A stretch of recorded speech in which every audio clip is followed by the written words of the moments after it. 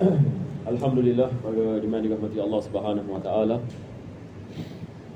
Kita akan meneruskan pengajian daripada kitab Ihya Ulumuddin karangan Al-Imam Al-Ghazali rahimahullahu taala. Dan seperti biasa kita mengambil kesempatan ini untuk kita berdoa kepada Allah Subhanahu wa taala pada masa-masa yang barakah. Marilah sama-sama kita berdoa agar Allah Subhanahu wa taala menyelamatkan kita daripada segala bala, wabak, segala musibah dan adab di dunia dan akhirat. Amin. Kita berdoa agar Allah Subhanahu wa taala menghidupkan hati-hati kita dengan iman dan taqwa. Amin.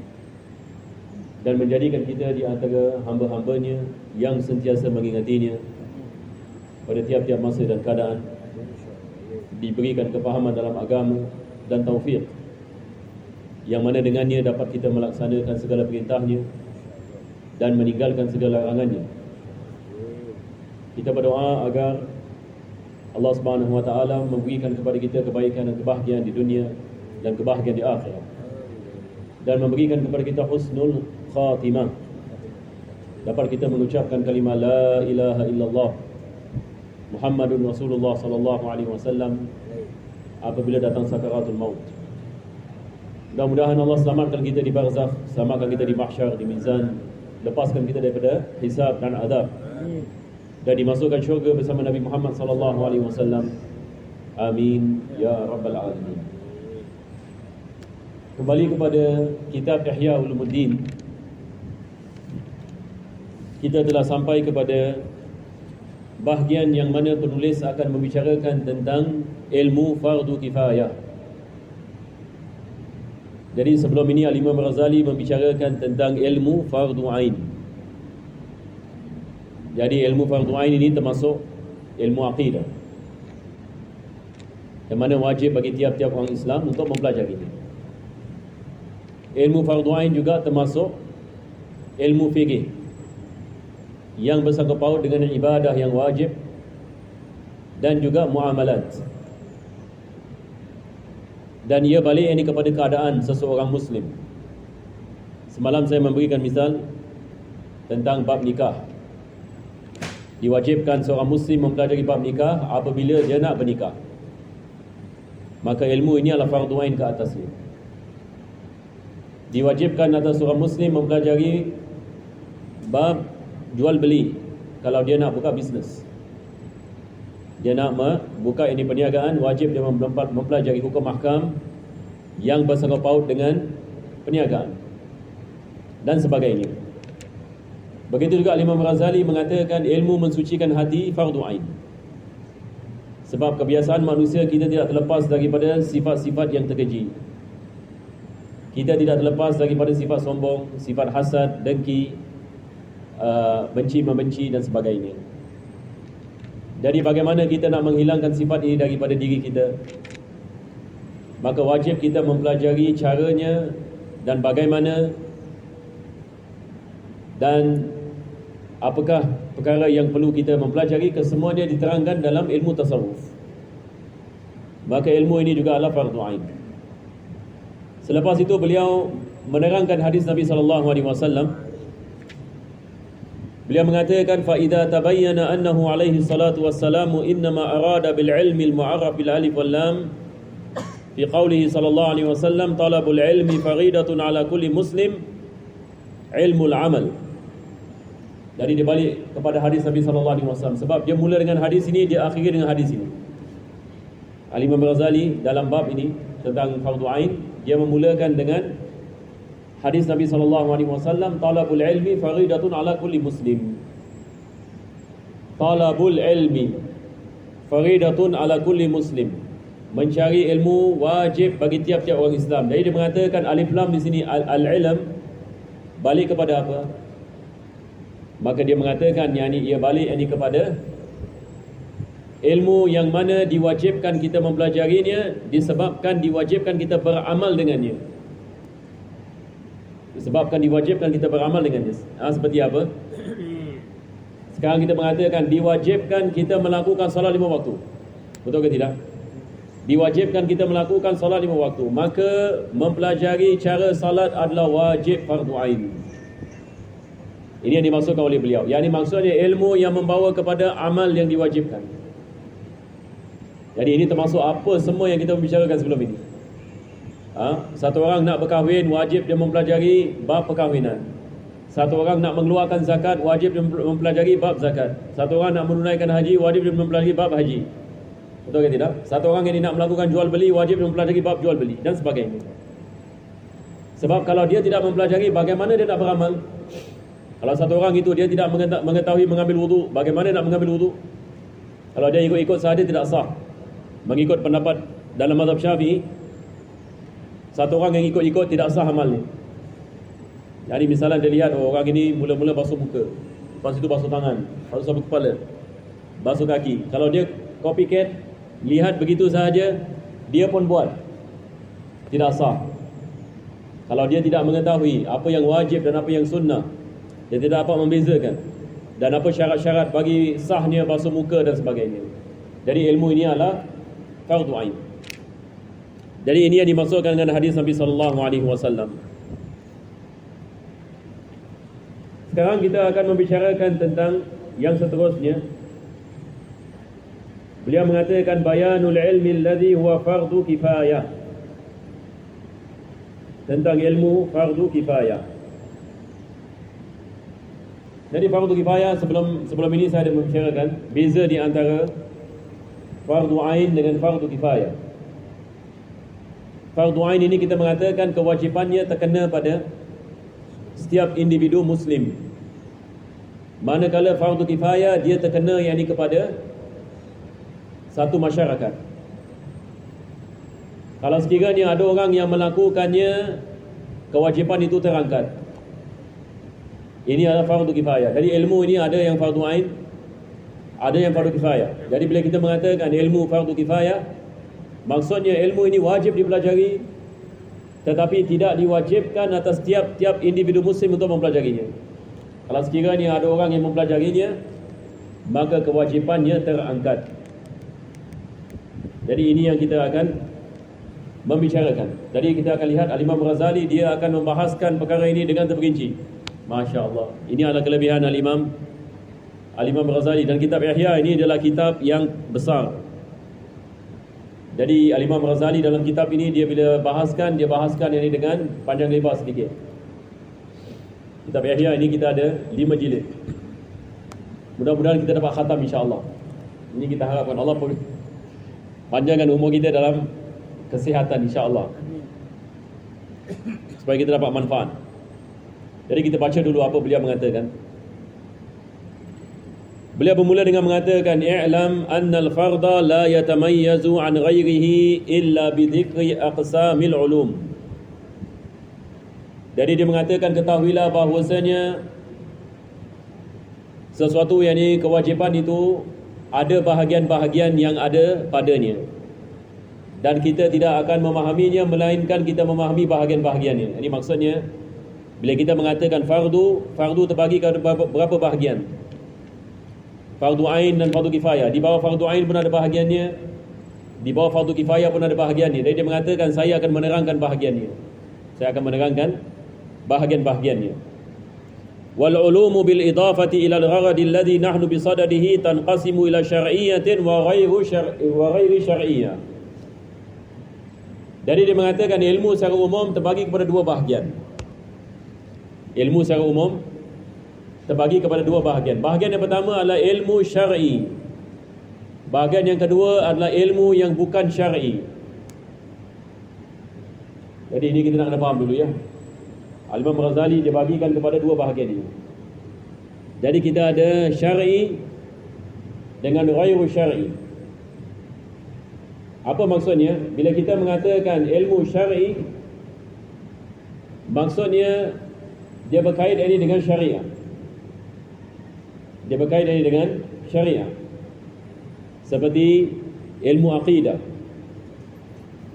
ilmu fikih sebagai misal, ibadat, hukum ahkam yang bersangkut paut dengan solat, hukum ahkam yang bersangkut paut dengan zakat dan sebagainya. Ini kita mengatakan ilmu syar'i. Lepas itu kita ada jenis yang kedua adalah ilmu ghairu syar'i. Ilmu ghairu syar'i ini dia bersangkut paut dengan kehidupan kita di dunia. Seperti mempelajari obat-obatan, mempelajari ilmu membina rumah, mempelajari ilmu tanam-tanaman. Ini adalah ilmu yang bersangkut paut dengan kehidupan manusia. Maka ini adalah apa yang dimaksudkan dengan ghairu syar'i. Sebab ini dia bersangkut paut dengan kehidupan manusia di dunia. Manakala ilmu syar'i dia bersangkut paut dengan hukum ahkam ibadah dan kepercayaan kepada Allah Subhanahu wa taala. Dia terangkan, dia mengatakan wa'ani bi syar'iyyati mastufida minal anbiya'i salawatullahi alaihim wa salamuhu. Yang dimaksudkan dengan ilmu syar'i adalah ilmu yang diwarisi oleh para anbiya. Sekarang kita menanyakan ilmu yang diwarisi oleh para anbiya, para nabi-nabi, apa yang mereka bawa? Mereka mengajarkan kepada umat mereka tentang iman, beriman kepada Allah Subhanahu wa taala. Mereka mengajarkan tentang umat mereka tentang ibadah. Ini adalah syar'i. Wala yurshidul aqlu ilaihi mislul hisab, wala tajribatu mislu tib, wala sama'u mislu lugha. Jadi dia memberikan misal ilmu syariah yang diwarisi oleh para anbiya, dia adalah ilmu yang bersangkut paut dengan wahyu daripada Allah. Maka dia tidak bersangkut paut dengan akal yang secara dasar. Dia bersangkut paut dengan wahyu. Manakala ilmu yang bersangkut paut asalnya dengan akal, ini yang dimaksudkan dengan ghairu syar'iyyah. Jadi sebagai misal kita mengatakan ilmu tauhid, dia adalah ilmu yang berdasarkan kepada wahyu. Hukum ahkam dalam ibadah, dia berdasarkan kepada wahyu. Tetapi bagaimana dengan matematik, ilmu matematik, ilmu obat-obatan? Ilmu matematik ini dibalik kepada akal manusia. Yani hatta orang yang tidak beriman kepada Allah pun, mereka dapat menggunakan akal mereka untuk memahami 2 campur 2 ikut dapat 4. Mereka dapat belajar. Sebab ini menggunakan akal. Ini ilmu juga. Ilmu bidang ini matematik. Imam Ghazali memberikan misal hisab. Dalam bahasa Arab matematik ni hisab. Ilmu kedoktoran. Ilmu kedoktoran ini dia balik kepada experience, tajribah. Jadi doktor ini misalnya dia nak cari COVID punya injection, dia testing dulu kat binatang-binatang.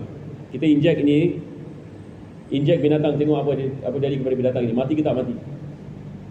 Jadi mereka bikin eksperimen. Sebelum ini inject kat manusia, mereka bikin eksperimen, inject ini binatang dulu, tengok apa jadi. Jadi lepas itu mereka dapat tahu, oh ini bagus, vaksin ini vaksin yang bagus. Bagaimana mereka mengetahuinya? Daripada eksperimen dan experience. Jadi ilmu obat-obatan ini balik kepada eksperimen dengan experience. Begitu juga dengan ilmu cocok tanam. Bagaimana kita nak mengetahui tanah ini subur? Kita boleh tanam ini misalnya buah apple dan sebagainya. Maka balik kepada experience dengan eksperimen. Jadi Al-Imam Ghazali dia mengatakan ilmu yang balik kepada akal ini adalah ghairu syar'iyyah. Dia balik kepada human experience. Manakala ilmu yang berdasarkan kepada wahyu, ini adalah ilmu syar'iyyah. Dan kedua-duanya adalah wajib dipelajari. Ini sekarang dia akan membicarakan. Bukan maksudnya ghairu syar'iyyah tak wajib kita belajar. Bahkan kita mengatakan wajib ini kita mempelajarinya. Tetapi kita harus membezakan hukumnya. Satu adalah syar'iyyah, lagi satu adalah ghairu syar'iyyah. Dan beliau mengatakan ilmu ini juga terbagi kepada 2 bahagian, mahmud dengan mazmum. Yani ada ilmu yang bermanfaat, ada ilmu yang tidak bermanfaat, dan ada ilmu hukumnya mubah. Mubah ini maksudnya dibolehkan kita mempelajarinya.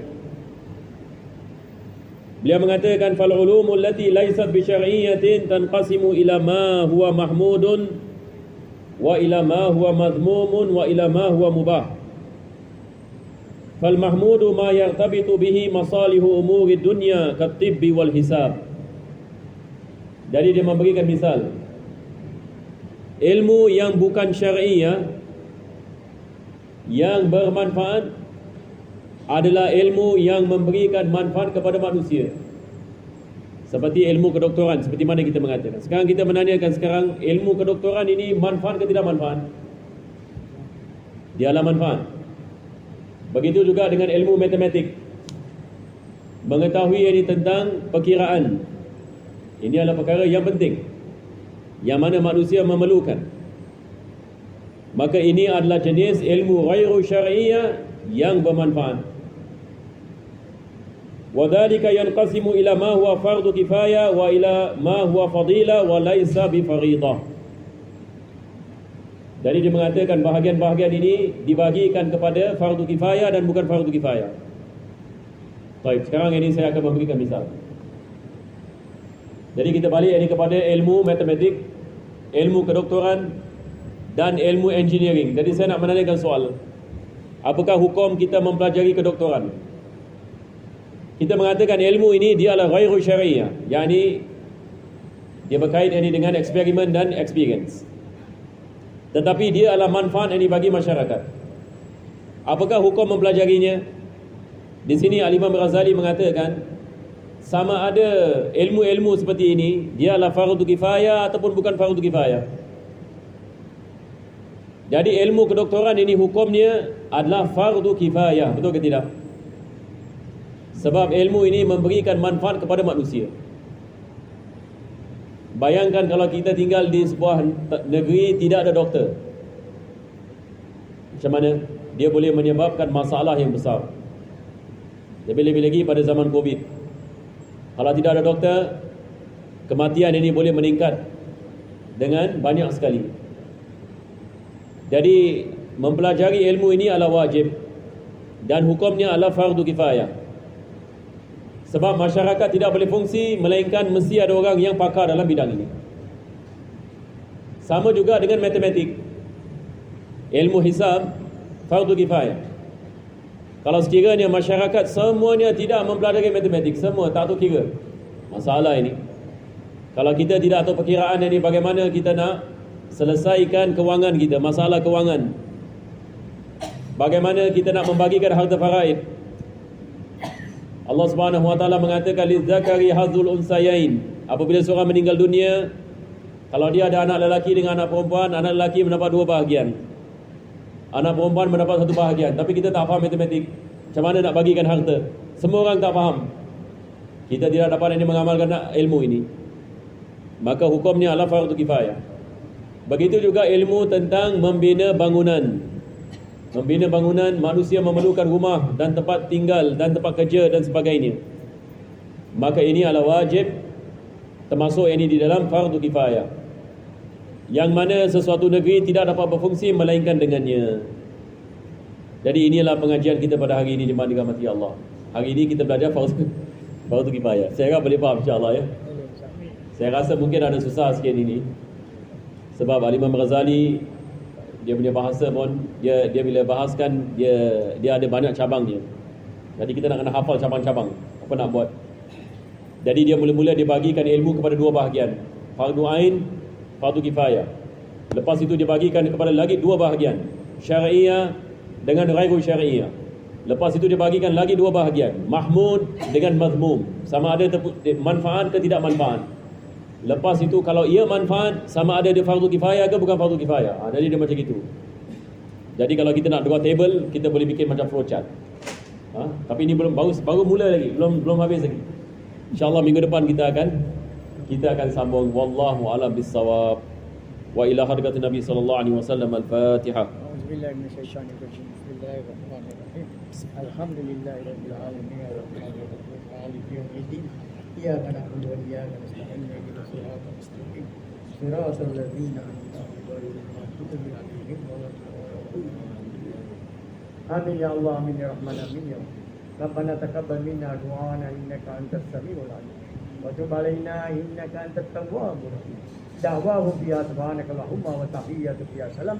Akhir da'wana alhamdulillahi rabbil alamin.